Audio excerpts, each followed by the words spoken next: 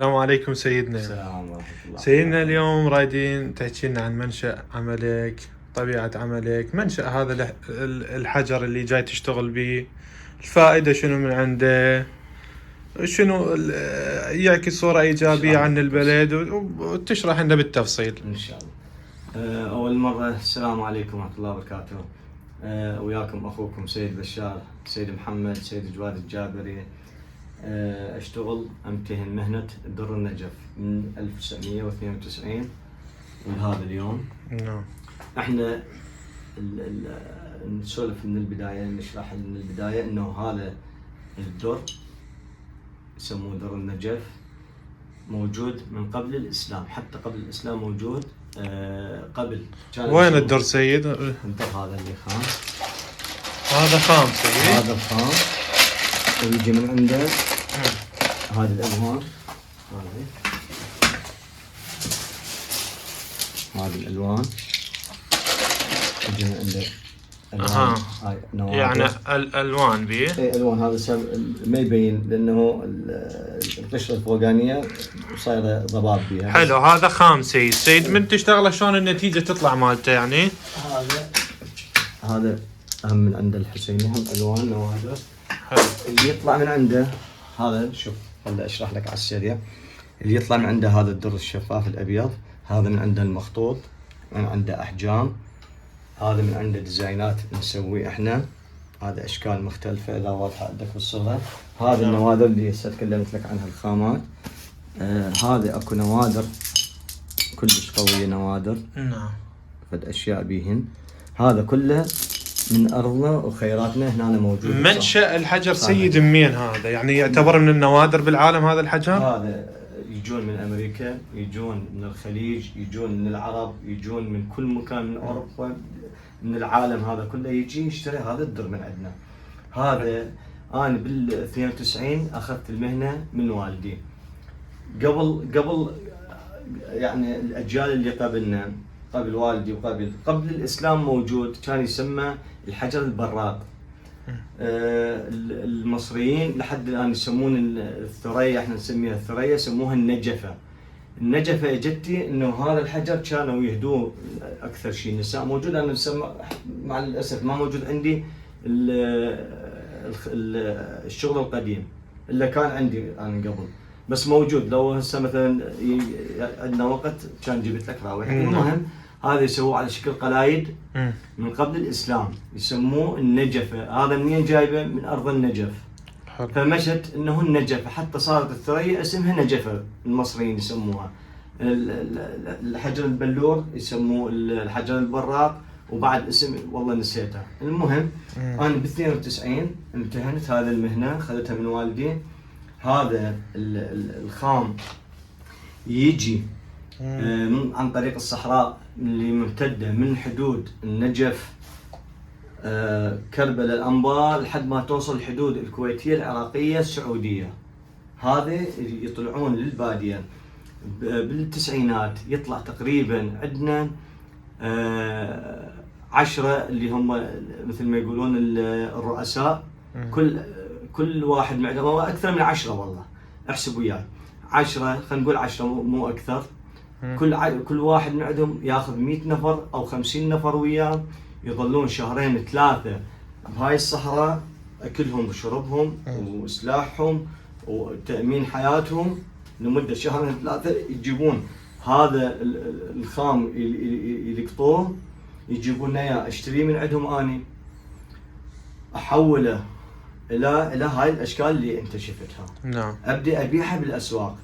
ب 92 لحد 2003 صار عندنا اقل من 2003 قبل السقوط بهوايه. سوينا احصائيه، طلع بس من ايدي انا، جوا ايدي طلع اكثر من 100 او 150 ورشه شراخه للدر، من غير ورشات الصياغه اللي بسبب الدر هم صارت بالمئات.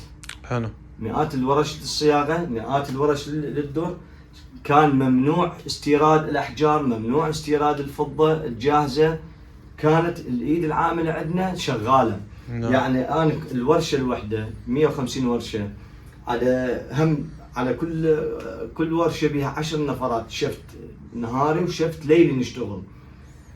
فاحسب ايش قد ايد عامله، يعني احسب 100 الى 150 نفر على 10 تقريبا يمكن 1500 او يوصل اكثر يمكن.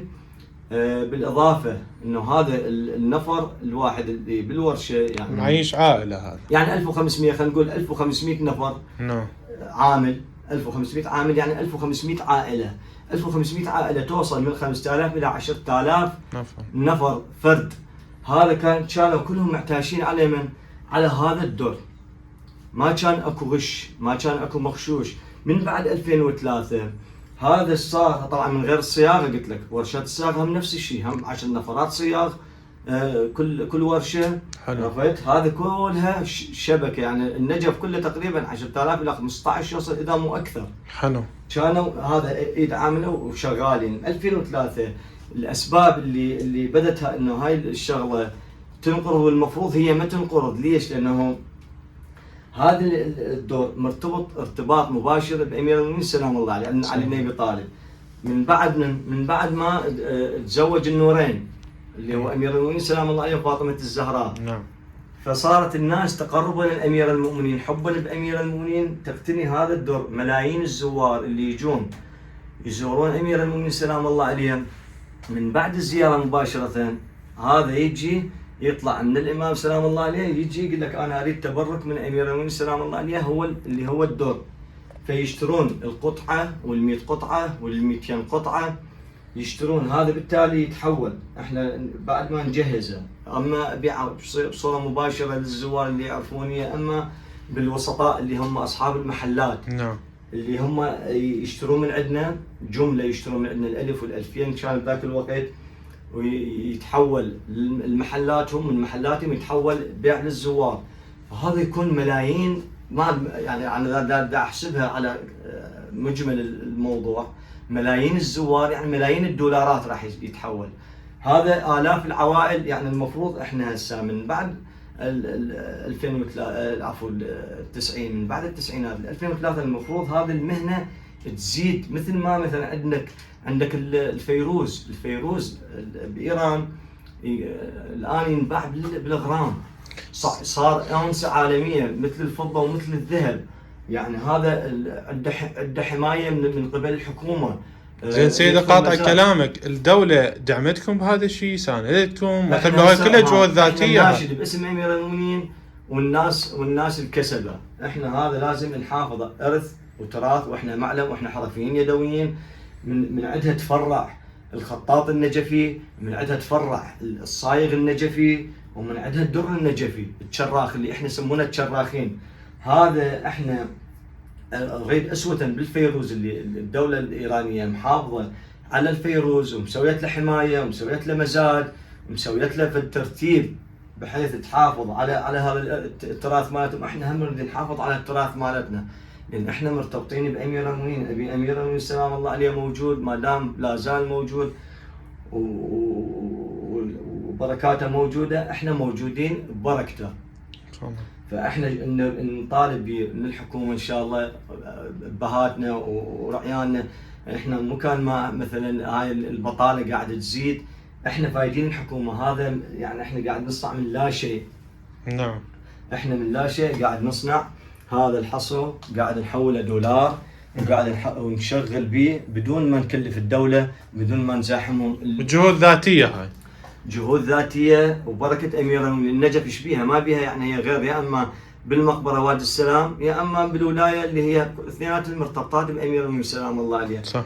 فاحنا نطالب اسوه بالخيرات، بالثروات، بالمعالم اللي موجوده ببلدنا. احنا نطالب نحافظ على هاي الثروه اللي قاعد يحصل هسه. من بعد 2003 الدر الصناعي قاعد يدخل العراق بالاطنان بدون رقابه، بدون محاسبه، بدون ما واحد ما يتابع. احنا نطالب بمختبر، نطالب بعدم دخول اي حجر اذا ما يخضع للفحص، او يمنع اصلا يمنع دخول الدر الخارجي، لان الدر الخارجي كله صناعي اما مغشوش، يعني كل الاحوال مغشوش. احنا ما قاعد يبيعون الدر الدر النجفي، وقاعد يبيعون للزوار يحلفون، يعني جيبه صيني صناعي معروف صناعي قاعد يباع على انه هو در نجف. احنا نريد ينمنع هذا الشيء، وبنفس الوقت نريد مكان اسوة، لان انا مكاني لازم يكون يم الامام بمحاذاة الامام، يكون لنا مثلا سوق. انتم هسه سوق خاص ماكو بيكم؟ لا احنا بفترة التسعينات موجود عندنا سوق، وحاليا سوق التجار، عندك سوق المسميات هو الصفافير، سوق المسابج، الصياغ، حتى موجود عندنا سوق الحرامية يسموه. زين احنا هسه كان عندنا سوق اللي هم اهل الدور، هسه حاليا ماكو بسبب انه توسعة الامام سلام الله عليه، واحنا مع التوسعة، لانه التوسعة معناتها زيادة الزاير، زيادة الزاير يعني زيادة رزق فعلا. بس احنا اللي نطالبه ان شاء الله من بهاتنا الدولة الكريمة، نريد مكان خاص، سوق يترتب يتعنون، يكون قريب قدر الامكان من الامام سلام الله عليه، واهم شيء انه يكون برعاية الدولة وبتسمية الدولة، يكون له عنوان، له مكان حتى الزاير يجي. انا عندي والله ملايين الصوتيات وملايين المناشدات من الزوار يقولون من قبل احنا كنا نجي لهذا السوق مالتكم نشتري الدرة ونجي للصايغ نصوغها ونروح للخطاط نخطها بنفس المكان. صح. حاليا كل واحد بمكان. انا هسه على شارع المدينة، شارع المدينة اللي يعرف بالنجف، بعيدة عن الامام سلام الله عليه، قسم بشارع الصادق سلام الله عليه، قسم بشارع زين العابدين سلام الله عليه، قسم بسوق الكبير. توزعنا تفرقنا، لانه هذول اصحاب الاملاك اللي كنا احنا غير اللي قعدوا ما طلع ما عندهم مكان. طبعا احنا هسه انقرضت، هي اصلا شبه انقرضت. المشكله الرئيسيه، شوف هاي اهم نقطه ركزت عليها. انا قبل كان عندي 10 عمال، هسه حاليا وحدي، يعني وحدي بالورشه انا اقعد، يعني بينما قبل انا يتوسلون بي على مود اضيف عمال. يعني سيد بهاي معاناتكم يجوز هذا الارث ينقطع الدار ماكو؟ اللي قلت لك 150 ورشه، الان ما بينا 10 ورش، بقوا بس اللي متمسكين وما عندهم امكانيه غير مهنتهم. يعني هذا حقيقه مره مهدد بالانقراض، يعني بسبب الدر مهدد بالانقراض. هذه معنى من المدينه ماركه، المدينة أمير المؤمنين سلام الله، يجب أن نحافظ عليها، لازم إحنا نقومها، لازم نقويها، وبنفس الوقت هي معطاء، يعني هي فلوس، هي قاعدة تدخل لك عملة أجنبية. بعيدا عن العمل، أنت جاي تحكي عن تاريخ وإرث، يعني تاريخ وإرث ورزق، يعني هي هم تاريخيا، هم يعني سمعة إنه هذا قاعد يجيبون در صيني أطنان، قاعد تدخل أطنان، يعني إذا تريد حتى بالمسميات أسمي قاعدة تبيع در صيني. المشكلة مصيبة هذه. احنا نريد نحافظ على هذا ونحافظ على ارثنا، وبنفس الوقت احنا نريد نشتغل حتى احنا ندخل دخل للدولة، نجيب دخل من خلال هذا البركة، وهي لا شيء. يعني انا قاعد افيد البدوي، هو كان قبل عسكري والبدوي يجيب لنا، حاليا هسه احنا البدو قام يجيبون. احنا نريد من الله ومنكم، نريد ان نحافظ على هذا الشيء، واحنا جاي ندعم الدوله من خلال عملنا ومن خلال هذا الدور، والله يعطيكم العافيه ورحم الله والديكم. وهذا يكون من ضمن عملنا ميداليات فضيه نركب عليهم، هو هذا الدور النجف او اي حجر ثاني. هذا شباب هنا قاعد يشتغلون هذا الشغل اللي هو المتابع صراحة الدور النجف. هذه مرمرة من ضريح الإمام سلام الله عليه، شغلة متعبة كلش مو سهلة، كلها نقوم بها هذه الشغلة. راح نحاول إن شاء الله نحافظ على هاي الحرفة، ونريد دعمكم إن شاء الله حتى نقدر نطور في هاي المهنة اللي صار لها مئات السنين أو آلاف السنين.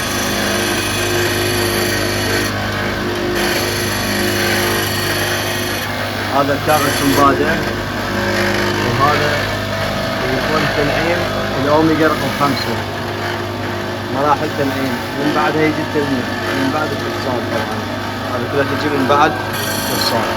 هاي عندك شباب هنا استراحة مقاتل. السلام ورحمة الله. من بعد الشغل ياخذون استراحة. هذا حدوري وهذا كرومي، بقوري، علاوي، غالي سيدنا محمد العزيز الجبوري. زين. وهذه المراحل. هذا التفصال يكون، هذا التفصال. وهذه مراحل تنعيم من بعد التفصال. عاش تلقاكم ابوي علاوي. الغالي سيدنا. اريد ابوي من عندكم اليوم ابداع. ماشي عينه. عاش تلقاكم ابوي. هذا الدر النجفي. الدور ويا. حقيقة مشتغل. اريد من عندكم دعم حتى نقدر نفيد انفسنا ونفيد بلدنا ونزيد من العماله ما ننقص من عندها. الله يعطيكم. هذا مال الدور. هذا كله هذا النفطي. هيكلة الدور. وهذا الصورة تكون. عاش تيدك. عاش تيدك. غالي. حياك.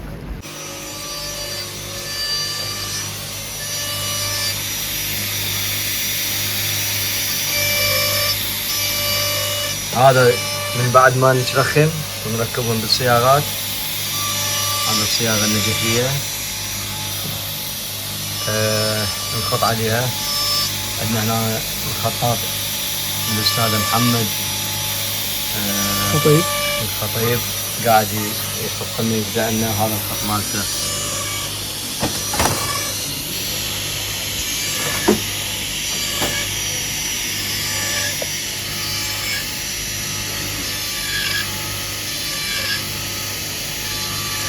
فاحنا اللي نطالب به هو اول شيء تفعيل الورش مره ثانيه، لانه بدات انها تنقرض بسبب القوالب الجاهزه اللي هي القوالب الفضيه والاحجار الجاهزه اللي مغشوشه اساسا. ونطالب ان شاء الله من عندكم بوضع مختبر لفحص الاحجار.